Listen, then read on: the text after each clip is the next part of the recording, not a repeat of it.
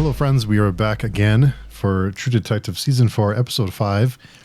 And we haven't really discussed amongst us, like we've kind of, before we started recording, I think I'm going to differ from all of you on this episode.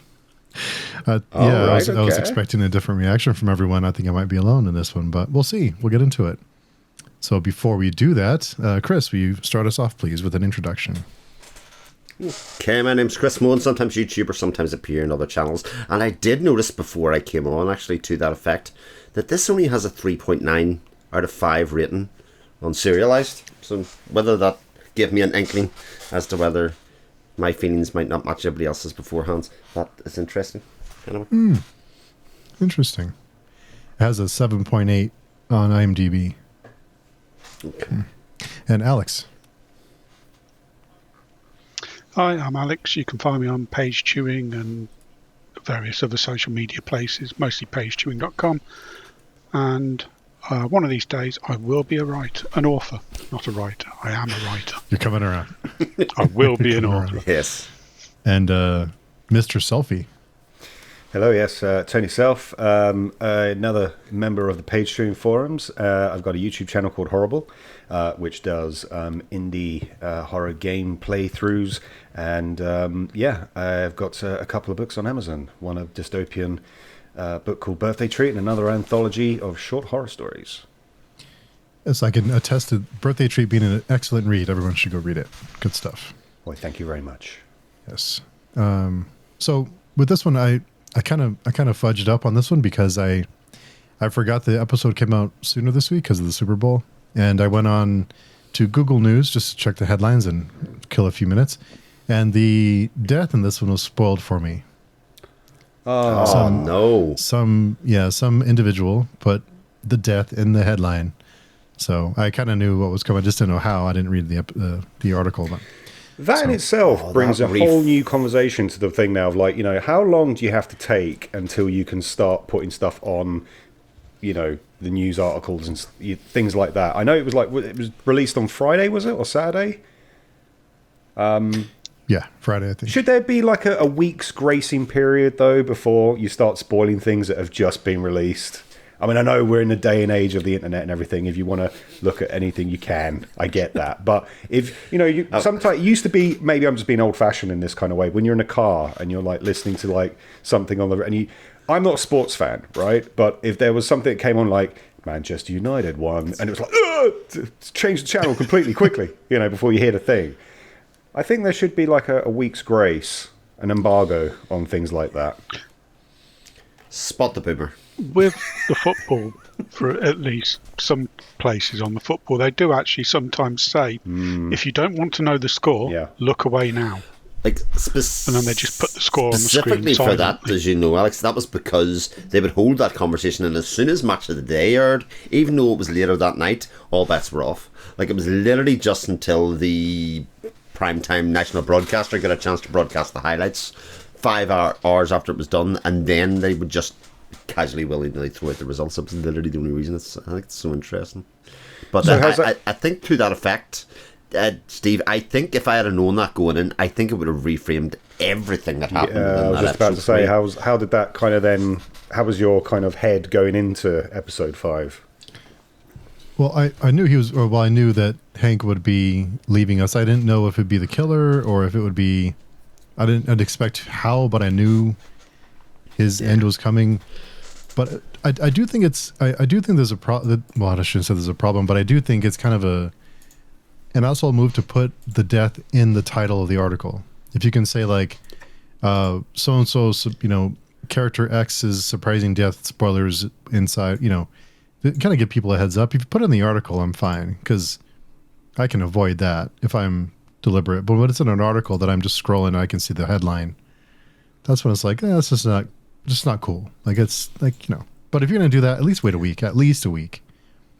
I think that should be a week grace period. And then beyond that, I guess, if you want to do that, I guess you can, but no, it was, so I didn't know Hank was going to die in this episode. I just didn't know how.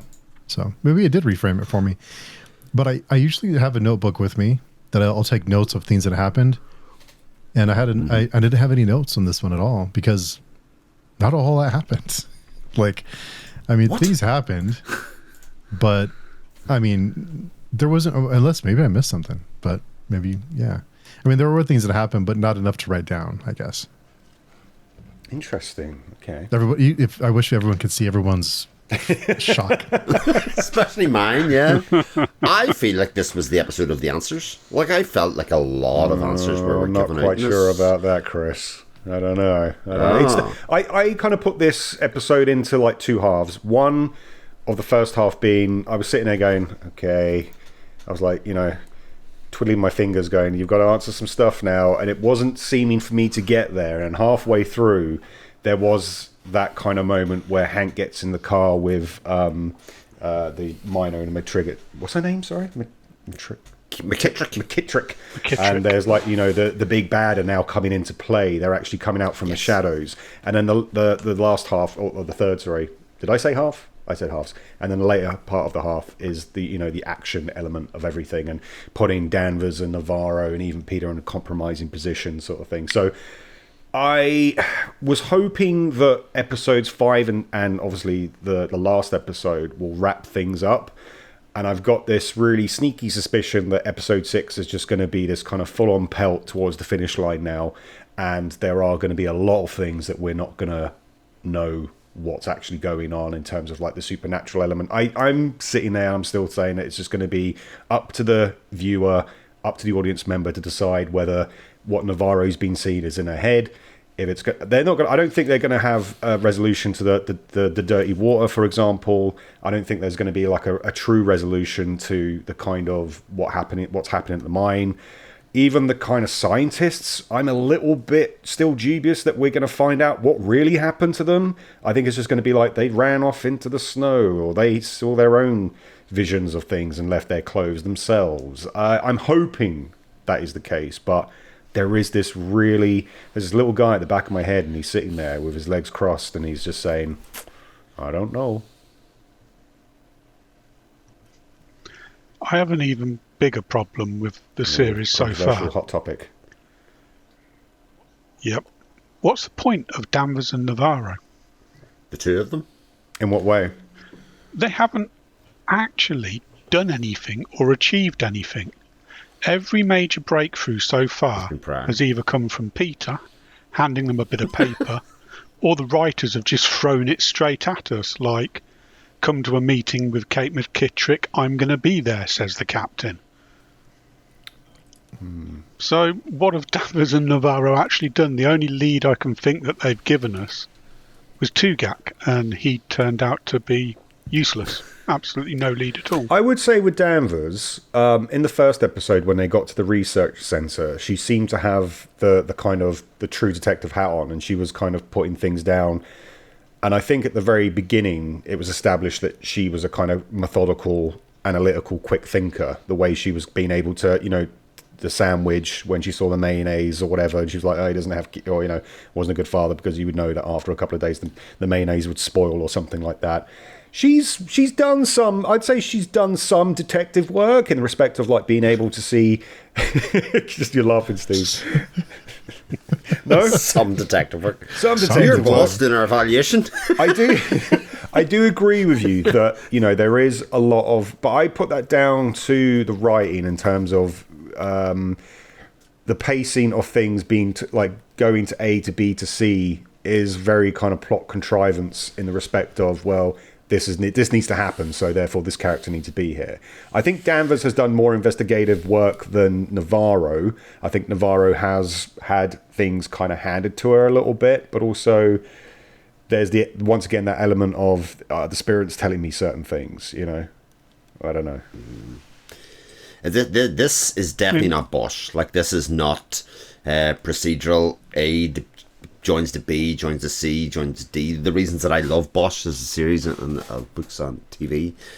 But what Navarro and Danvers both give you is characterization throughout the story. They're not great police people, but Danvers is the person that all or most of the conflict revolves around, whether it's because of her relationships or because of her interpersonal relationships or because the people she's sleeping with or whatever. And Navarro brings the spiritual.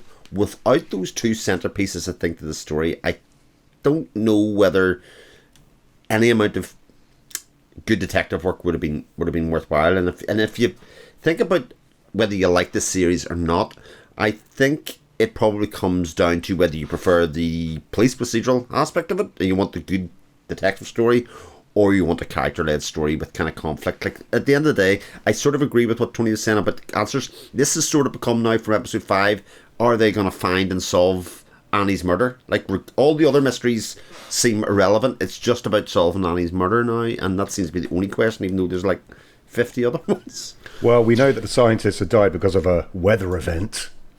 That's right. Yeah. That's conclusive. Solved. Case closed. Weather event. It's slab avalanche, which is the same thing that killed the people in Dyatlov Pass back in the 1930s, Allegedly. was it? Which some people think was a Russian Bigfoot We did. attack. I mean, we did come up with that kind of theory. I think it was maybe in the first or second discussion that we had about the. I can never say it. Sorry, Alex. Could you? I just go with Dyatlov. Yes, Dyatlov Pass. I think I had a very kind of crazy theory that what was down below in the ice was someone who had died a millennia ago, and they have some kind of pathogen, or they have some kind of disease that has been released now upon. And hey, it could still happen. We don't know. But yeah. So hearing all the talk about Danvers and Navarro, what have they actually done? So made me kind of reflect on the whole season up to this point, and I think one of the biggest, the first mistake they made in this season is that they tied it into season 1, because when you tie it into season 1, when you want to tie into something like season 1 of True Detective, you are just inviting all the different comparisons, right or wrong. But I think all of us look back to season 1 and try to find parallels or things to compare it to. And you do not want to be compared to season 1. You want it to be its own thing. Like season 2 and season 3 had their own identity. There were similarities, but you weren't tied into the plot line of season 1. You weren't tied into the Tuttles. You weren't tied into Russ's dad. And so it was its own thing, still kind of connected, but not really. But I think when you include things like season 1, I get it. It feels like it's kind of a homage to the first season, like as like a fan of, kind of paying tribute to it. Yeah. But I think it's a mistake to do that, because what really has it added to this season? What have those things added, other than for us who love season 1 to say, oh, the spirals or the Tuttles, like really what is it? Was it a good decision to tie into season 1, or should it just been its own thing? Would we see it differently if we didn't have those comparisons to make? That's a good question. My initial knee-jerk reaction is that they were going for the nostalgia baiting for the audience members. We've seen the spiral so much now, and is as part of the spiral cult. Are they using the underground cavern tunnels as like trafficking women, or something along those lines to tie in with the series 1 aspect of, that's what the cult were potentially doing?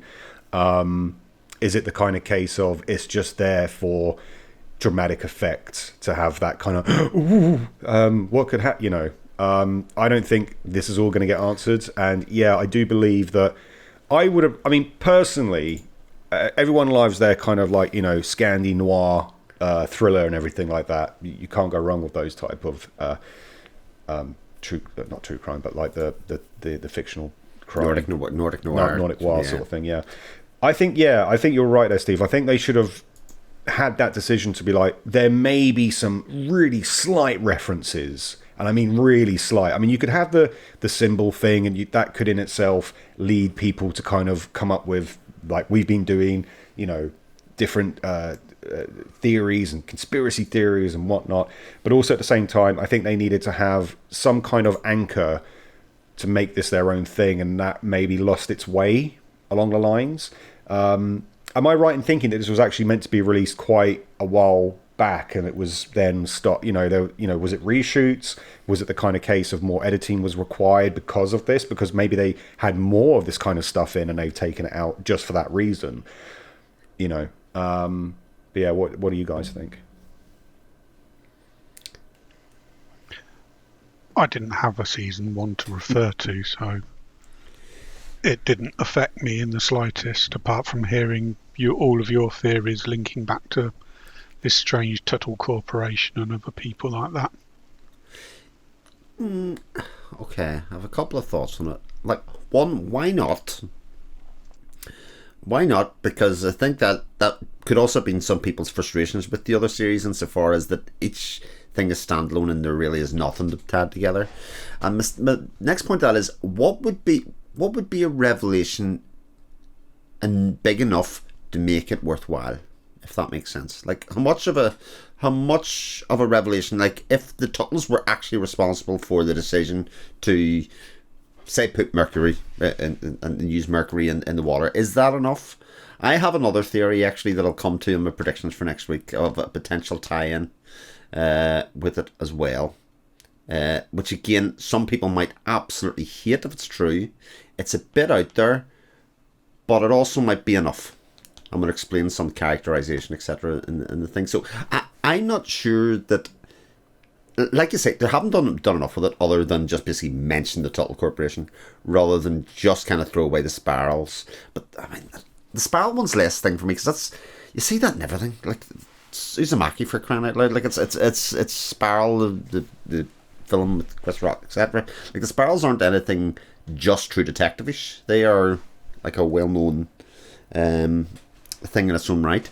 But I actually don't mind it, because it did give another layer of possibilities to discuss and talk about as well, which is, I think, what this show really trades on, in terms of, like, there are a lot of things that could be happening here, both supernatural, both in the real world, just with people being shit, with people being okay, people being manipulated. And I think that's why I ultimately really liked this episode, because if nothing else, we got to see which side of the table or which side of the fence just about everybody is sitting on. Any kind of major character that we have, we know which side of the table they're now sitting on. There's very little left to hang on that and to say, oh, they're going to switch sides. It seems unlikely. It seems like we know who everybody is and exactly where they're sitting and why they're doing what they're doing. So when I say I got a lot of answers, that's the answers that I mainly got this episode. Well, Danvers and Navarro have gone kind of rogue now, haven't they? This is like a kind of episode of 24 now, where Jack Bauer's just like, be damned with the orders. I'm going to do what I do. Well, they're screwed either way, aren't they? I think that's probably pretty much what they say at the end. If they do go and play it straight, Peter's life is over, essentially. Like, it's him that's going to be the fall guy for a lot of this. It will not be those two.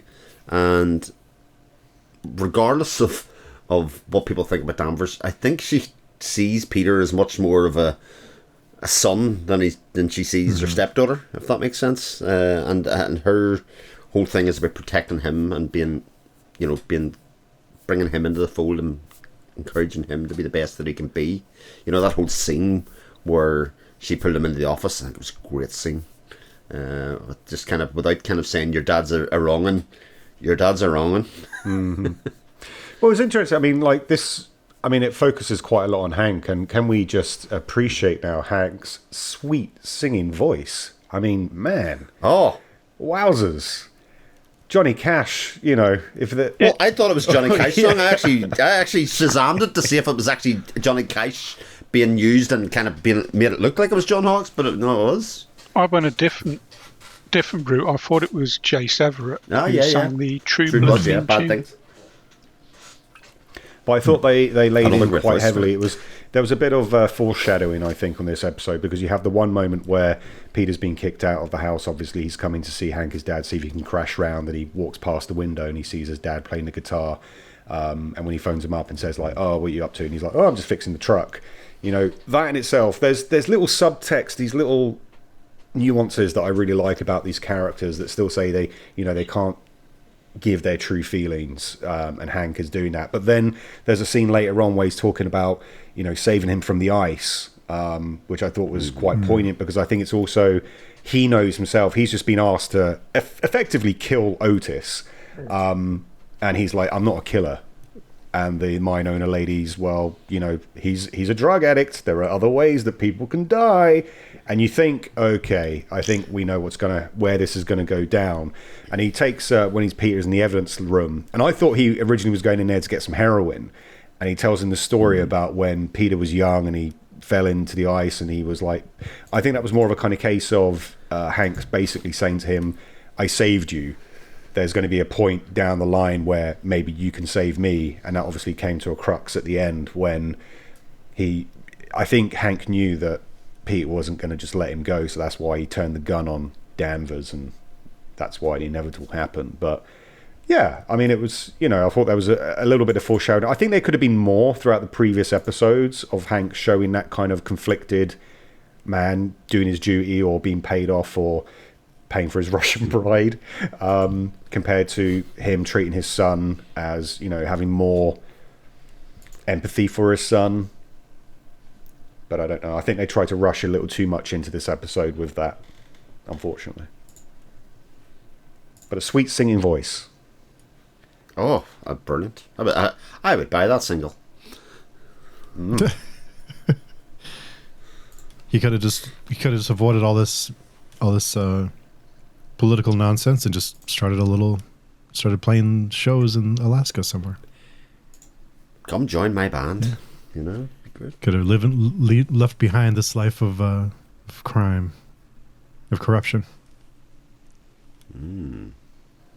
Well, there are, the moments in the song of he talks about like the king, and he talks about God, and we spoke about originally, you know, the very first quote that comes up in the first episode about God being asleep, or God not sort of looking down on the town, seemed to encompass at the time this malevolent force that may be cosmic in its shrouded in darkness, that's going to be able to come up from the depths. I don't know if that was just a bit on the nose or if that was planned in, but yeah.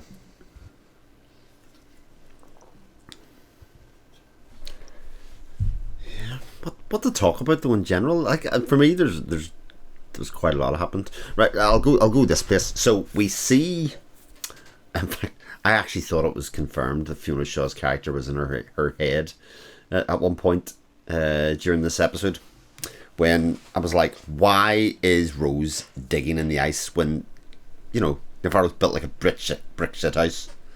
She's the one that should be digging into the ice, and you've got this really frail woman doing it, but doing it for her. Again, this classic schizophrenic thing of people doing things that they don't want to do for themselves, you know, and other people doing it for them, and also then being the person to save her when she kind of went off piste and was running towards the water again. And coming back again, that was a very strange sequence. The way they filmed that and made the way that it was cut, it was very yeah. There was a bit where she said to Peter, "I'm going to do something. You need to take something or other to Rose."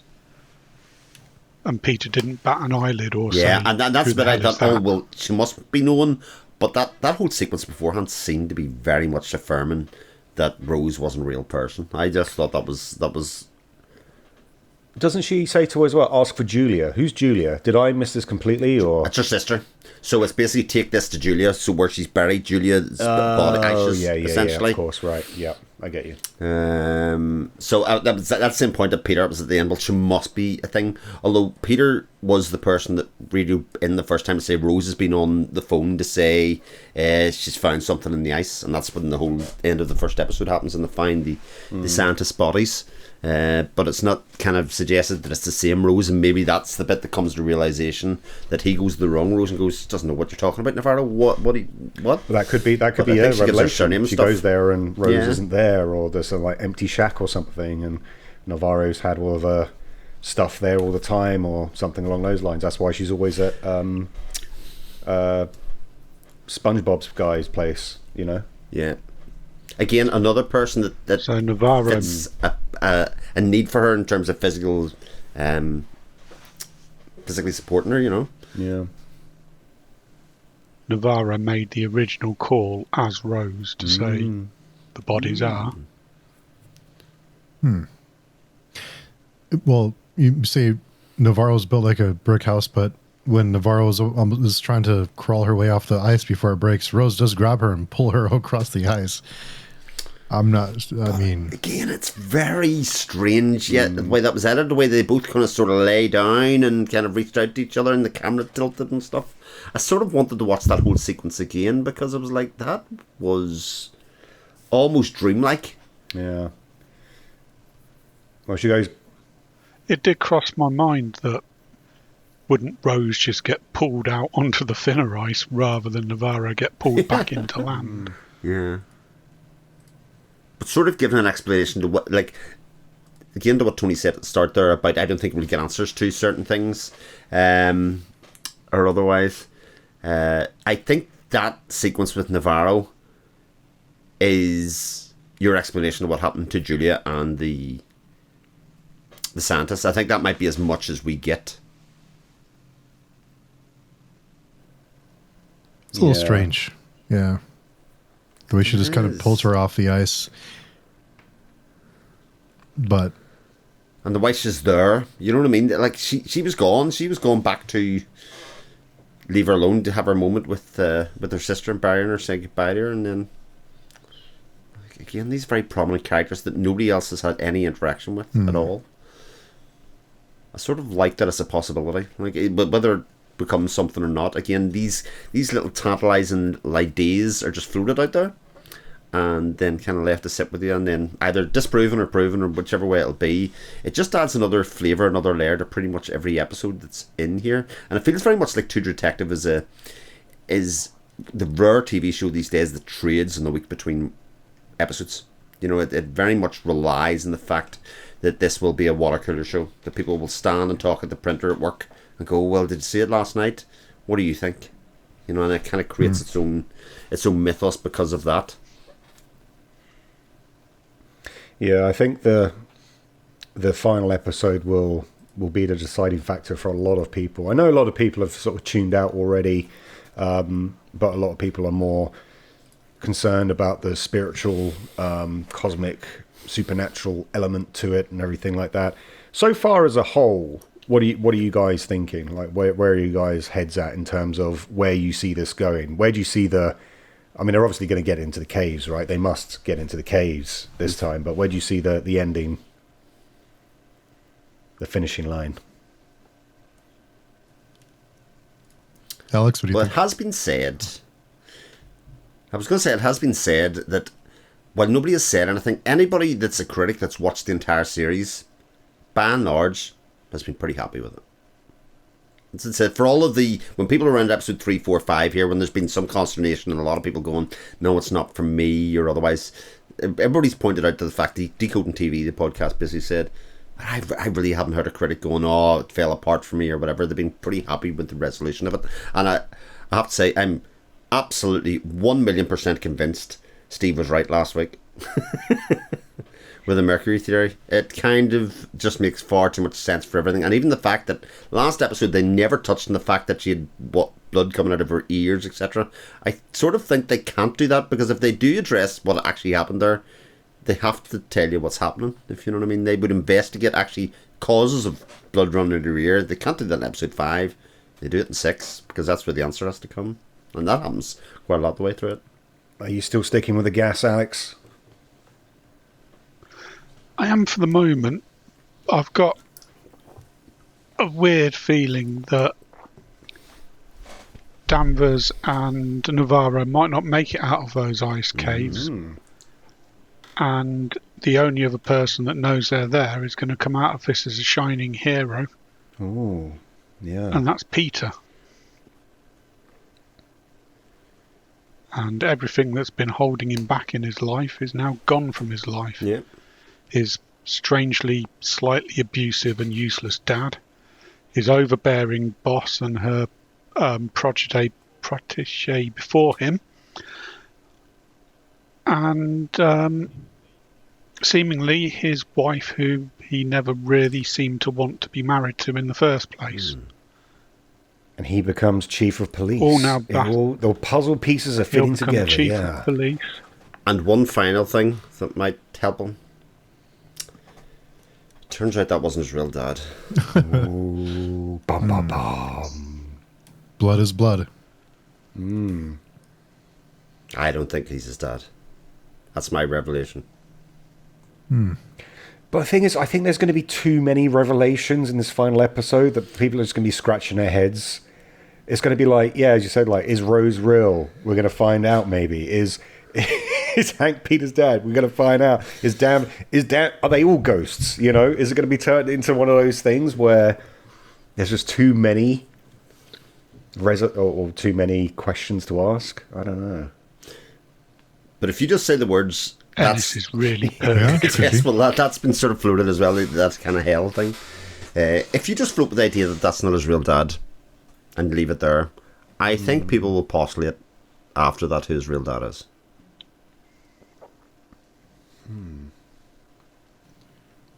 I have like the underlining. He wicked smart. He's so smart. He's wicked smart. I have appreciated the underlining symbology going out throughout the whole thing. Like I don't know if it was, you know, the very start of this episode we have Julia's cremation and we see it happening. Yes. And I don't know how you guys felt about that, but like when the morgue attendant gives Navarro the urn, she says, "Be careful, it's hot." Something just jolted my brain there. It was like, well, everything else that we've seen so far has been the coldness, and like this is the only one thing that we've seen so far that has some kind of heat. And I know that it goes into the kind of whole thing with the bond that she has with her sister, and you know, maybe she's like being the only guiding light, hence the kind of light tower or the lighthouse connection as well. But I'm kind of thinking, myself personally, I think there's going to be a moment where the whole Wheeler situation, which kind of comes up in this episode again, and now we know that the Captain Eccleston knows about it because Hank hacked Peter's laptop and found out. I don't know how he found out from that. Like, did Peter, like, that for me was a bit abstract in terms of, okay, so Peters was always a little curious about what happened. He had the conversation with Danvers, I think in episode 2, in the evidence locker room, and she told him a certain truth. She didn't tell him what happened. She just gave him and then what? Did Peter write this up in his dream journal on his laptop or something, and then his dad hacked it? Like, I didn't really understand how he made the connection to then tell Captain Ted, or whatever his name is, Christopher Eccleston's character. I was like sitting there going, that's a little bit... I mean, I suppose once again, it's that whole thing of moving the plot forward, you know, to A to B to C. So they had to have that revelation so that Danvers was stepped down when they go to have the meeting. But, yeah. If you tie it all into Peter's going to be the only one that comes out of this, maybe he's been investigating this murky bit of Danvers' past It's for like a internal while, affairs. and he allowed his dad to hack the laptop and find it. You know, put it in a folder with Hank, don't read this, whatever you do, labelled on it. Top secret. I just think he's an inquisitive young man, and when things don't make sense to him, he investigates it and he forms this conclusion. And because it's not an active investigation, that case is closed. He can just have it in a folder in his laptop, basically saying, you know, in the event that something comes light in this in the future, I've already done the groundwork. I would imagine that's a thing for anybody of that ilk, the groundwork. Like the fact that he has all ready to go the reasons why he knows your mom was killed rather than suicide. That he's done the groundwork there, but that is also a closed case, so it's not part of his workload, you know. I think we talked about it last week that there's a lot of focus on all the cases other than these scientists. In the first few minutes of the series, there's such a build up with these scientists are there and this big dramatic intro, and we find them in the ice and they're frozen. It's horrifying, but they're looking into all these other things that I guess they're related, but I wondered would it have been better to start off the series with the Wheeler, with them walking into Wheeler's house, and not showing us all that happened, not showing us the potential ghost of the woman who's pointing, just them walking into it, and him there and him whistling. I think that may have set it up a little bit better, because that seems to have been the focus, is Navarro and Danvers and the weird things that are happening in this town, and not so much the scientists, because the scientists are kind of like a side plot. I mean, it's driving things forward, but they're investigating a lot of other things, and I'm not sure how they're so convinced they're connected, at least at first. Yeah, definitely. The tongue. Personally, for me, I would have preferred if they, like as you said, they could have had the whole Wheeler incident, suicide, murder occurrence happen at the beginning, and we know that's why they've got beef, and that's kind of what they've been portraying. So in the first couple of episodes, that Navarro and Danvers are reluctantly paired up again because of what happened with Wheeler. But if they'd have shown that at the beginning, and then if they'd have resolved the scientist murder, I think, throughout the kind of episodes leading up to this penultimate episode, then I think that at least then it gives the viewer, the audience, some kind of satisfaction.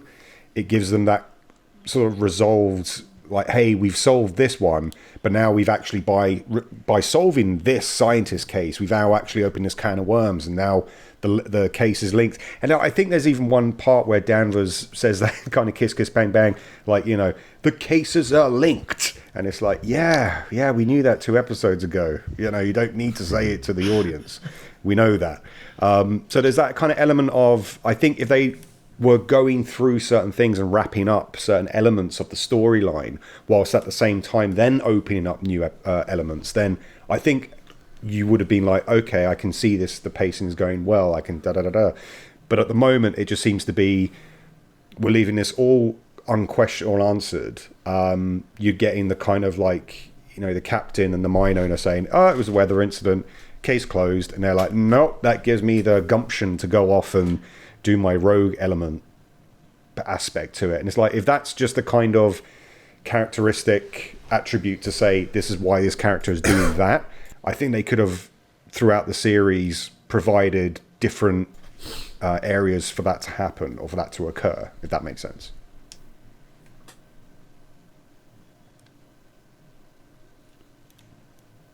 Yeah. I think, I would just wonder if events were in a different order, how different it would have been. But because it doesn't seem like it's the main plot, I guess. No.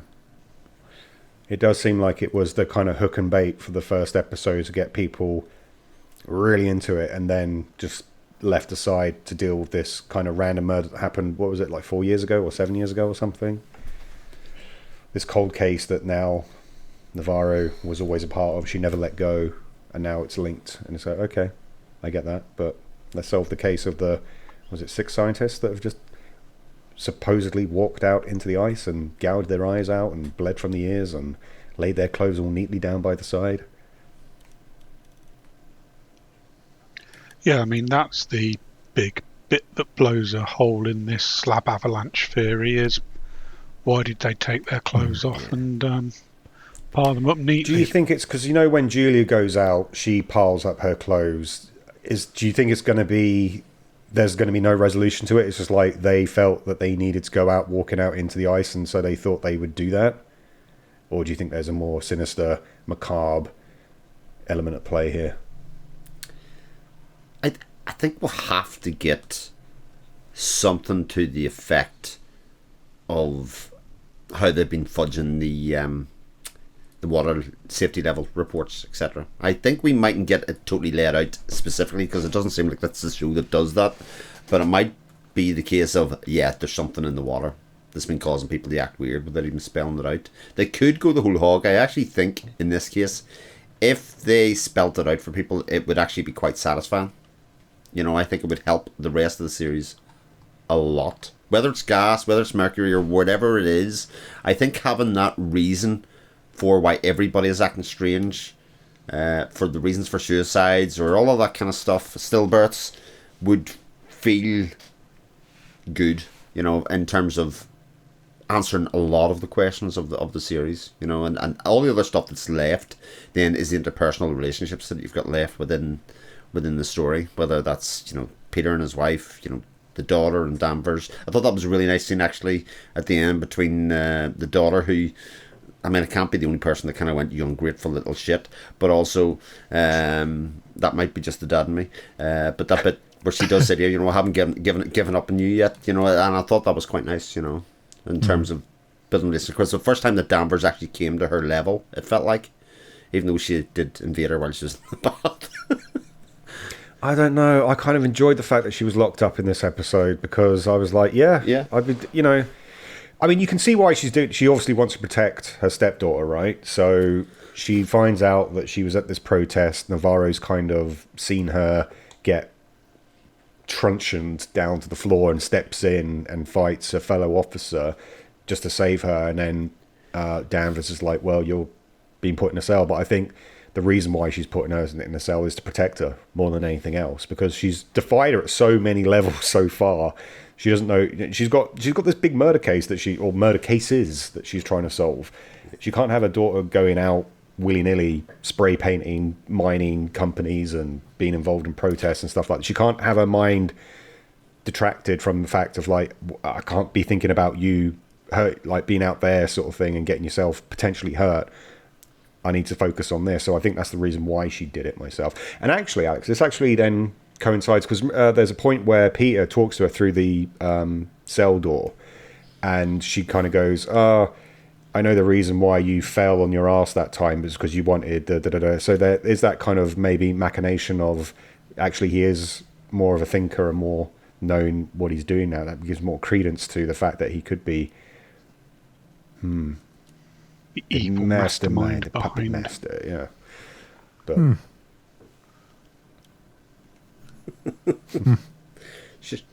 You should be an author or something, tell stories, Tony.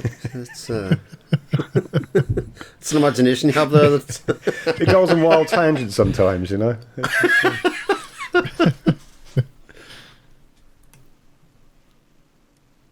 Yeah, I mean, Maybe go ahead, Alex. No, go ahead. I was just Sorry, going to say I was going to agree, but go ahead. I was just going to say, by locking up her daughter, do we think at that stage, because that was before the meeting with police captain and mine owner, do we think at some level at that point Danvers is thinking the mine is behind this? I've got to get my daughter out of these demos because she might be next. Actually, where was there the is daughter that left scene in this between episode? Navarro, Kayla's, Peter's wife. Navarro let her Yeah, out. where'd she go? couldn't Do we know where she went? She Because went I got a back. feeling. She went back to Kayla's. yeah. Okay. Yeah, Peter's I've wife. got a feeling because that's where she was she'll staying. end up with Navarro and Danvers in the ice caves in the final episode. Ooh. That's my interesting. prediction. My one prediction for the finale is that she'll be in a position where Annie Kay was, and either Navarro or Danvers will need to sacrifice themselves to save her. Don't know how. Don't know why. So Peter's going to take her there for leverage. Twiddling the evil moustache. You've known me all your life. You can trust me. And by the way, I'm going to stab you 34 times and cut your tongue out. Yeah, do you think would we're have been actually going to very find young. out? Do you think it's like an Agatha Christie murder on the Orient Express where there was multiple people that killed Annie Kay, or do you think there's one person, or what do you think? How awesome would that be if they got them all in a room and they all just sat around and said, "At first, I thought it was going to be you." Well, it's all of you. Yeah. Spoiler. It's very old. If you don't know then I'm sorry. I should do what we spoke about this at the very beginning. It's way Spoiler past warning. the week Yeah. grace period. It's way past the week, so we're fine. Exactly. Yeah. We're good. But actually, to the original point, like there was that conversation between Navarro and Danvers when they kind of said, like, but when Navarro's going, but she's not wrong, your daughter. Like, the mine is responsible for a lot of shit here. And Danvers cuts her off and says, "Look, I know that, like, seems like she knows more than she's letting on, but she's also kind of caught in a place where she can't prove any of it. So what's the point in kind of losing sleep over it? And maybe she'll turn around at the end of the final episode and go, "See you, Alex. This is what I was here for. I knew all along. I just couldn't prove it."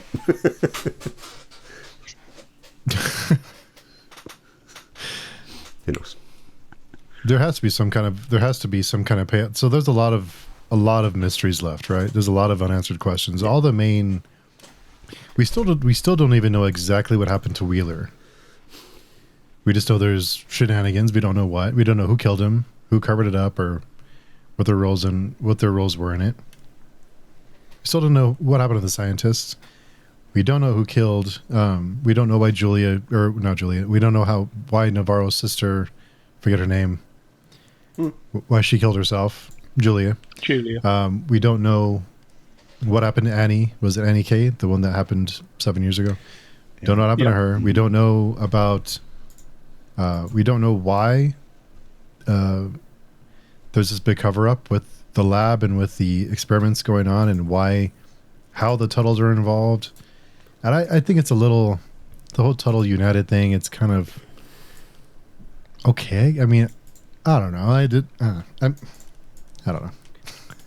I mean, it didn't resolve anything in the first series either. No. Like it was literally a red herring there as well. Like it was going to be a big thing, but I think that's going to be the tease for the next True Detective series, isn't it? It's going to be like, well, the Tuttles are behind. They're the big bad. They're the Weyland-Yutani group. You know, they're the corporation, the faceless corporation that we're going to continually use because why not?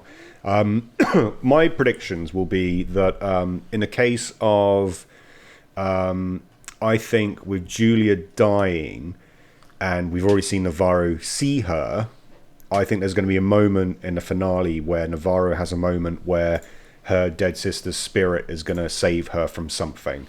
Either being shot at or, go down left or right or something like that. And she has to take a choice, and she'll see her sister and she'll follow her sister, and that will lead her to salvation, or that will lead her to some particular worthwhile goal, Yeah, that's why I think. And regarding her dying, I think it's just going to be resolved as she had mental illness problems, and she walked off into the snow because she couldn't deal with them. Because we already had Rose say at the beginning, don't, what was it she said? Like, don't distinguish between the spirit world and the mental health, or something along those lines. Yeah. So I think she's just a kind of, unfortunately, whether you see this as bad writing or whether you see this as a kind of the spiritual side, because Navarro, once again, we see in this episode, she's in the washing machine and she sees like the black hair in the washer sort of thing, that goes down into the ice. Ooh. So I think they're laying it on thick now that Navarro's seen these things. So I think in the finale there will be a moment, some kind of crescendo moment where she sees a vision of her sister that leads her to something or other that will guide her into the light, shall we say, because it's all darkness, isn't it? They're in the dark. So her wounds did heal fast, though. Who wins the deal fast? No, Navarro's wounds healed pretty quick. I think it's like a week later. So we went from Christmas to, New Year's, about a week. And she's healed it pretty quick. Must be that coldness, it gives a vitality in your skin. I guess. Well, I have a second theory after my Peter theory. Okay. My second one is that everybody is sitting up and screaming at and pointing at Navarro because she has a third personality that's not Navarro or Rose, and the third personality is the killer. Oh. And there's a deep-seated guilt inside Navarro because somewhere deep down she knows this third personality killed Annie K, and that's why Navarro is so hung up on trying to find out who did kill Annie K.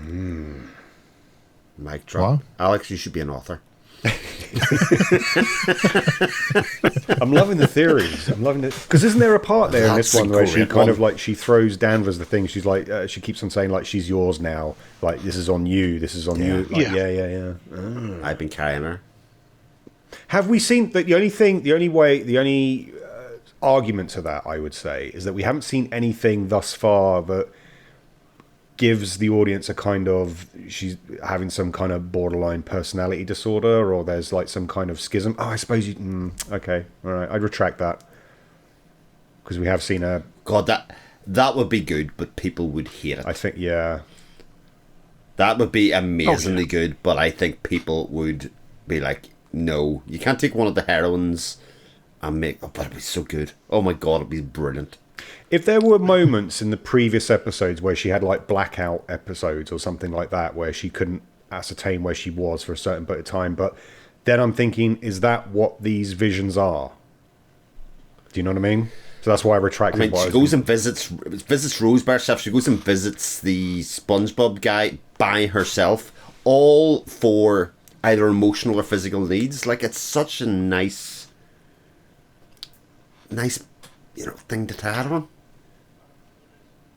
There is SpongeBob guy Quavik does actually because exist. he's the bar owner, isn't he? So He owns the bar, and he right, turns so up in the yes. laundry as well. In Oh this yes, series. yes. He has to die. My prediction has to be correct. He has to die.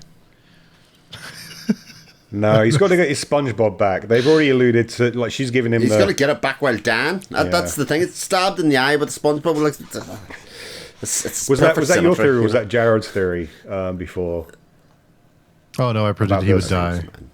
Oh, Oh, was no, it, yeah, I just thought he would die. we went on to the stabbing with the with the toothbrush.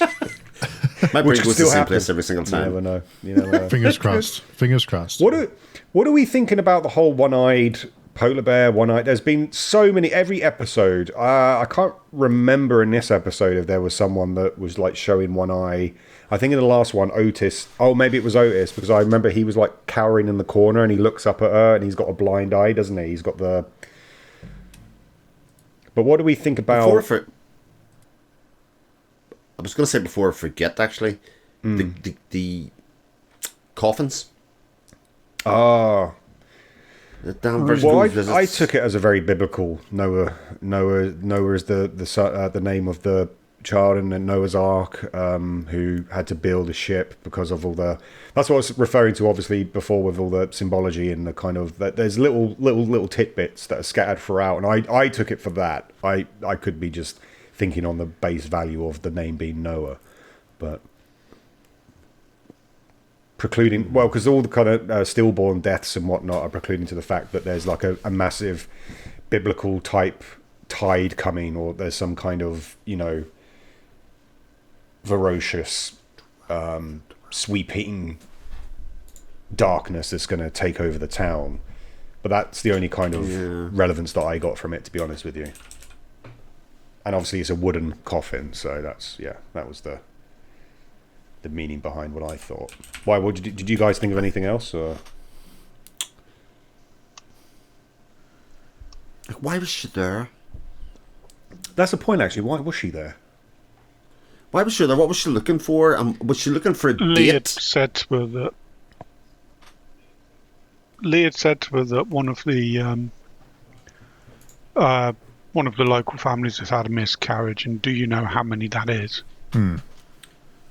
It was said it was something like 6 in the last month or something. Was she just going to pay her respects? I Or? wonder. I thought it might have been a turning point moment.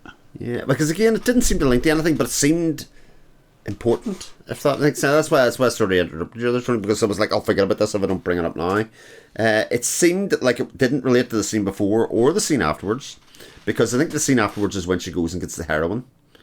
To go for that, because I think I thought, well, there's a whole load of things that I thought at that stage, but it was like, right, okay, how does this link? But I do think they were separate. It seemed to be she was doing some of that investigation work that we don't actually see her doing all by herself, in terms of, like, the fact that she looked at the date of that, again, it's like 2 weeks ago, isn't it? It's like 3 weeks ago, it's probably by this stage now, to see when this kind of started, when these stillbirths started happening or otherwise. Yeah. It seems like Danvers knows much more than she's letting on. I mean, as Alex, as you said, like, it is Peter that is mainly coming with all the kind of information to them. Yeah. Peter's the one that's always saying, "Oh, I found this document that here's Tuttle United," and then he comes around and goes, "Here's this and here's that."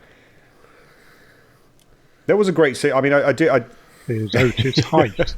I did like the scene between Danvers and Peter though, when she like turned the table, was like asked the question, and he knew, like you knew, we all knew what the question was, and he was avoiding it as much as he could. But that was the conflict between them, so I did enjoy that. I thought that was pretty good. Yeah, it was a good scene. But how did you know she was left-handed, or he was left-handed? No, I didn't. It's like, and then he shows how it's all flipped round. I thought that was smart. That was smart how that was shown. Do you the change in the power dynamic between them, actually, at just that point? So they, yeah, because I mean they've already. It's quite established now that they killed Wheeler. One of them or both of them doesn't really matter at this point, really, because from the events that happen at the end of this episode, they're covering up now 2 murders, you know?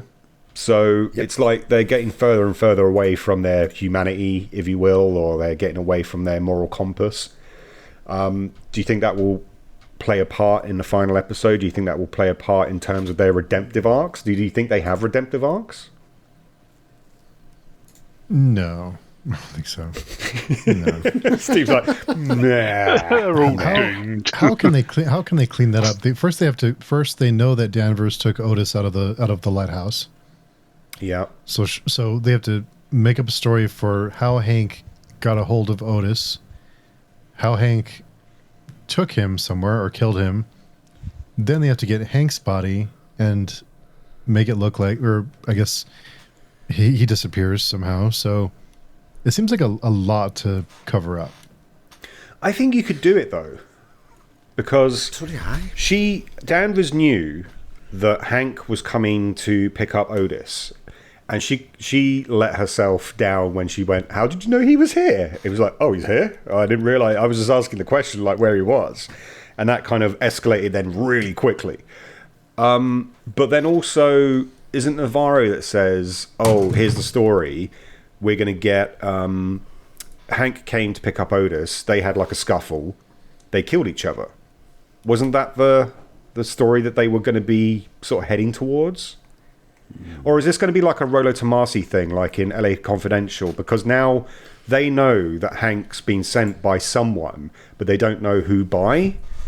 So there could be an element where later on Danvers or Navarro says something to Captain Ted. I always want to say Captain Ted. Is it Ted? Captain Ted. Christopher Eccleston, yeah.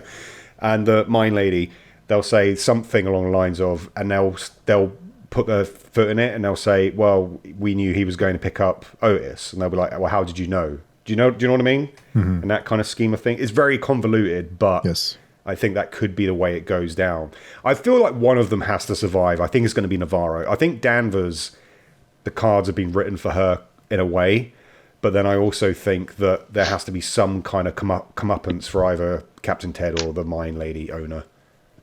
Yeah.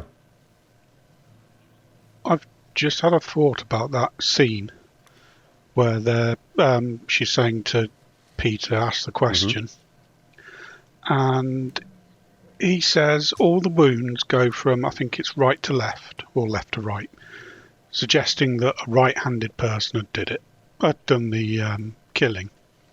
He said, "Did you know that Wheeler was left-handed?" And she said, "No." And he said, "Everything's been changed to make it look like like flipped, yeah.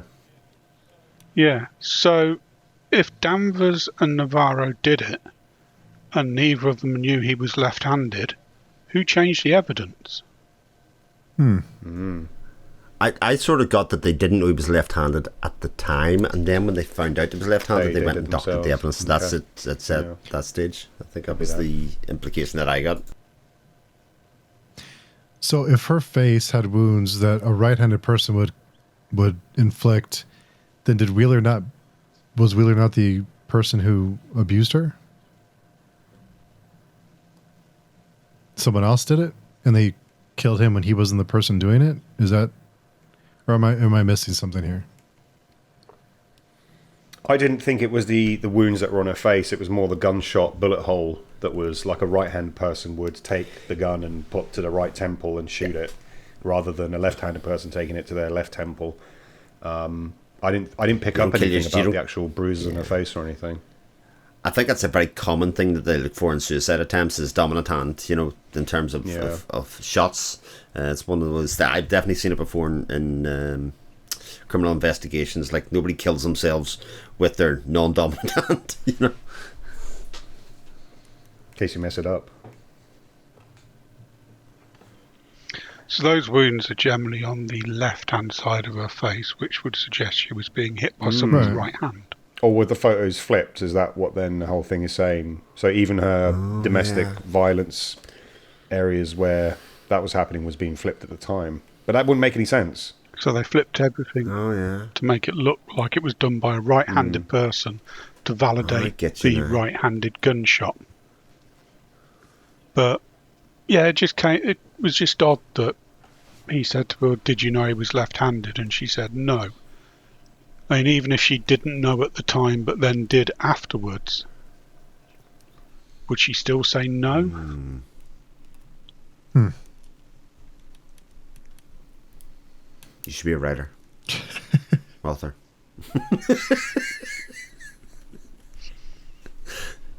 And there was a part at the end as well when Otis has been shot and Hank's been shot and they're coming up with this kind of scheme. You know, the storm's coming in now, so they have to. If they've got to do it, they got to do it now. And there's a part where Danvers looks at Peter, and I think that I can't remember what it was off the top of my head, but she was like, "Oh no, you can't stay." Does she think that he's going to do something stupid, or did she think he was going to do something stupid, or she didn't want to leave him because the moment of grief and trauma was there, sort of thing? I didn't really get that part. I think I kind of took it as she didn't want him to be the one to clean up his dad's body. Yeah.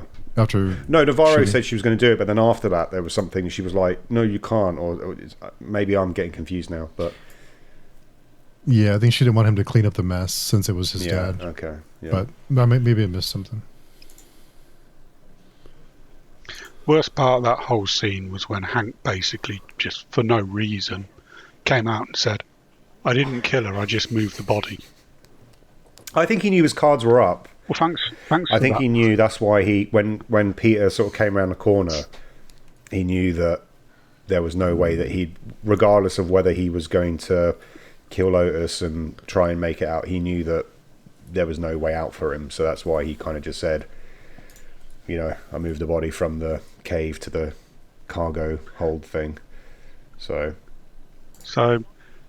I'm not guilty of that murder. Well, this one I did do, yeah, fair enough. But don't see me as a murderer before you kill me, son.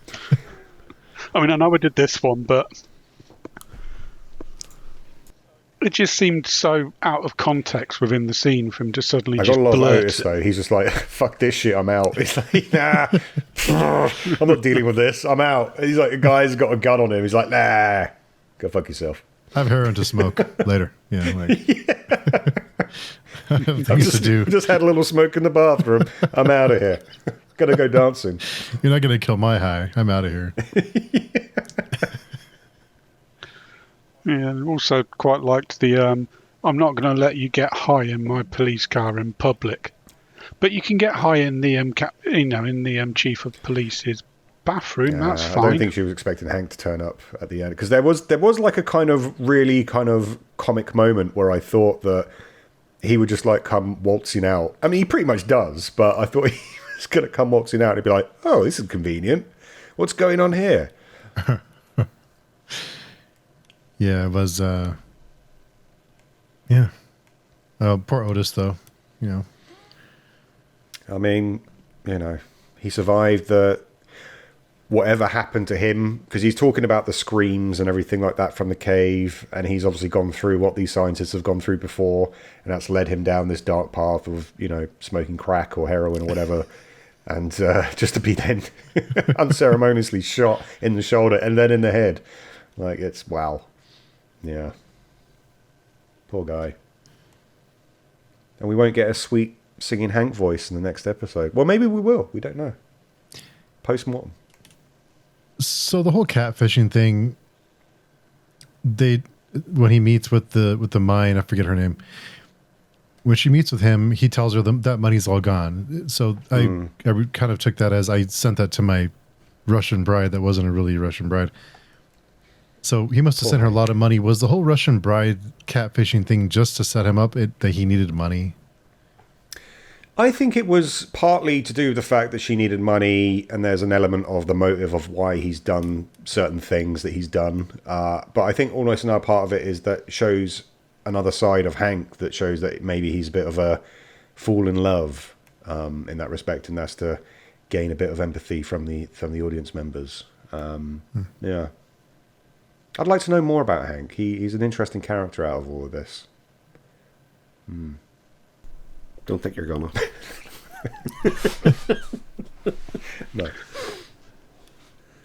There is one last little snippet to do with the storm, because there is an Inupiat legend about a village that has a snowstorm that lasts forever. And I wonder if they're drawing on that for the massive snowstorm that's hitting Ennis for the last episode.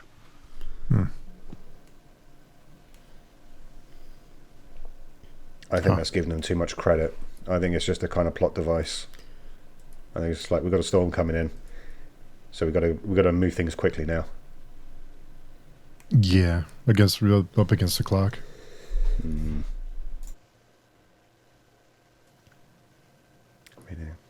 See, if I was a writer, that's the sort of thing I'd do. But do research and, yeah. Especially a TV writer, especially if you're writing a story that you're putting a week between episodes and people will be able to go research shit to the degree. Yeah. But come on, we're coming in. Get it researched. We're coming into the before they finale did. now. If it wasn't a snowstorm, it would have been like, torrential rain or something, It would have been. But we're going to be under the ice anyway in the next episode, right? We're going to be in the caves. We're going to find out all the answers. There's a lot of scenes from the original trailer from the series that we haven't seen yet. Ooh. Because there are like the interviews like later in time, True Detective season 1 style, that we haven't seen yet. We have Danvers underwater in the ice, under the ice. There's a few others that we just haven't seen it. So I wonder how they're all gonna squeeze it into this last episode. I don't know if you can in an hour wrap everything up. Aliens. Wow. The film? No, just aliens did it. That's how they're going to squeeze it all in. Time travelling aliens did Bishop's it. just appeared, yeah. Yeah. What was your prediction, Chris, or did you already tell us? You said you had a prediction? I already told you that Peter's father is not... And it's another person altogether. Who's wicked smart. Unless Peter's Danvers kid from one of her affairs. Wasn't thinking down. She left him I was at actually Hank's thinking doorstep. I know Around this the is block. this is really going out there, but even the shape of his face makes me think of somebody else. Ted? Not from this series. Oh. Oh. Oh. Not from this season, you mean? Not from this. Yes, not from this season. Yes, absolutely. You think there's going to be a cameo appearance in the last episode? I don't know about a cameo appearance, but I think. Well, I actually think the reason it only came to me is that it's going to be very hard, because I sort of agree that this is going to be left in Peter's hands, because he's if he's not the killer, he's the smartest person in the room, so to speak. But he'll always have that trauma of murdering his own father, and if he's ever going to make any future progression in his life, he can't be carrying that around. This'll F you up. This'll put you down a dark hole. Whatever he was going to be, he won't be it. So he needs some release from that guilt or that kind of thing. And I actually thought the story about, him saving from the ice was more about him telling Peter about the time that he considered him his son, or when he proved himself to be his father, so to speak. In terms of, before that. Like, because if he was his father, that would be well, obviously. You know what I mean? If your kid was drowning and so was that like I mean, obviously. Whereas if he wasn't his father and he was a stepfather or projected to be, then that would be the moment that you would point to and say, no, that was the time I proved myself as your father, kind of thing. If Rust Cole turns up in the last episode, I'm going to be honest, I think that's going to be a major cop-out. Well, I think it'll be poor as well. I 100% agree. But I just think you just fluke. I think if they're going to do it, or it's going to be the thing, it'll be he wasn't your father. And that's all you need to say, because people can put everything else together at that stage. It doesn't even need to be spelled out at that stage. But I'm trying to think how they would find it out, because I think the only other time you might find out is if Peter had lost a lot of blood and he needed his father's blood or something. And when they were doing the test for that, I'd be like, well, these aren't the same blood group. These aren't the same. That would have been how classically you would have found that out. But obviously, if he's already dead, you can't draw blood posthumously, can you? I really hope that's not what. I really hope. I really hope they don't do that. I think the original creator, Nick Pizzolo, is it Pizzolo? Yeah, probably butchered his name. Yeah. Oh, so I bet he's wishing he would have said, just leave my seasons alone. Like, someone else can take over, but just leave my storylines alone. Let them be what they are and make your own, story. But because I'm going to be really pissed if that's I don't think they're all his either, because it was Kai Fukunaga did the first series, did all the writing, did all the directing. It was him who actually created the mythos of the first series in large part. So I don't actually think. I think that fella Nick probably created the concept of the show, but I think the actual writing and the detailing and all that kind of stuff was a collaborative effort, Chris. Yeah, of course. But Kai Fukunaga's a goddamn genius. I can say that from watching his other films, etc. Even his James Bond's not bad. Yeah.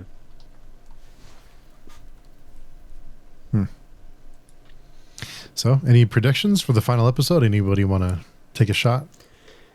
It's going to be really good. There you go. There's my prediction. That seems like an outlier prediction. The way most people are feeling about the show, but I'm confident it's going to be good. Yeah, I think at the end of it, we're not going to get all the answers we want. My main prediction is that Navarro's sister is going to turn up at some point and show her the guiding light to get out of a certain perilous situation. Yeah, and apart from that, I think it's going to be more action orientated. I think in the last episode, I think everything's going to come to the fro, but we're not going to get all the answers that we're looking for, unfortunately. Alex? We will get some answers. They'll not be as good as yours, though. Yeah. And yeah, I have a horrible feeling we may be disappointed by the answers we do get and frustrated by the answers we don't. I'm going to say Navarro won't make it, because it's the foreshadowed a little bit when she was leaving, I forget his name, SpongeBob Toothbrush Guy's house. He was sure to say, please come back. Please come back. Please come back. So it's kind of like, okay, she won't be back. I don't think she'll make it. I think Danvers will. I don't think Danvers makes it. No? I don't think Danvers will.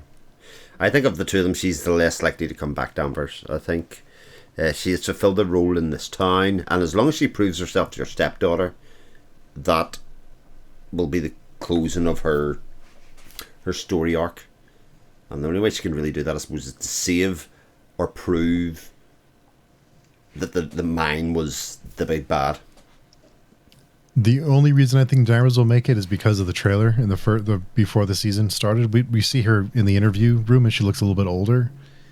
That's the only reason I think she'll make it, because we kind of see her after, like, answering questions. Do you think they're gonna start the next episode in that flip? Then they're gonna do the first series did, like it's 20 years down the line, and they're in the interview room and she's Yep. retelling the story. Yeah. That's interesting. Yeah, I think it'll start with her being interviewed. She's going to do kind of the recap of, well, what this is, and then we'll get bits and pieces, and then they'll play it back, and so. But Interesting. It's a good shout. It's a good shout. we'll see. Who's optimistic? I know Chris is optimistic. Alex isn't so optimistic. Yes. Anthony, are you optimistic? I'm optimistic that the finale will be good. I don't think we're going to get all the answers we're looking for. That sounds like he's not optimistic. No. No, I just don't know how they can wrap it all up in an hour. Yeah, I just Just hope they too don't do a much. cop out. I'm just Yeah. really. I've been burnt before with cop out endings, and this has the potential for it. But I still have the optimistic side of me that will think that it's going to be fine. Everything's going to be fine. Optimistic that the fence you're sitting on won't give you too many splinters. Exactly. Yeah. We'll see. We'll see. So yeah, we'll find out next week. One more to go. So in the meantime, Chris, where can people find you?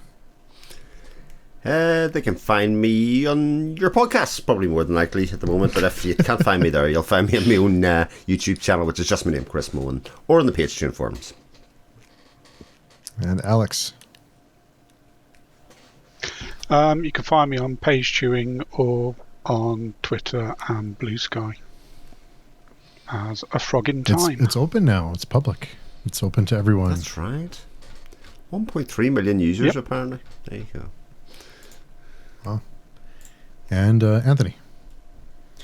Yeah, you can find me on the Page Tune forums as well. On Twitter, you can find me under Mr. Selfie, and my YouTube channel is Horrible. Yes. And you can find us all on the forums or at pagetune.com, and come and join us and tell us how dumb we all are and how wrong we all are. Well, it's always a good time. So we'll find out next week. And in the meantime, we'll talk to everyone soon.